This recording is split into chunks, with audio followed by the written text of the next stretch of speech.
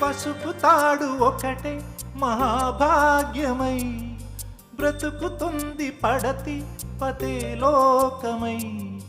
మగని మంచి కోసం పడే ఆర్తిలో సతిని మించగలరా మరే ఆప్తులు. ఏ పూజ చేసినా ఏ నోము నోచినా ఏ స్వార్థము లేని త్యాగం భార్యగా రూపమే పొందగా.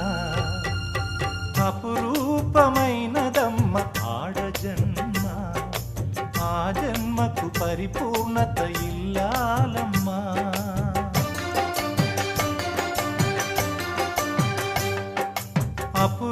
అపురూపమైనదమ్మ ఆడజన్మ, ఆ జన్మకు పరిపూర్ణత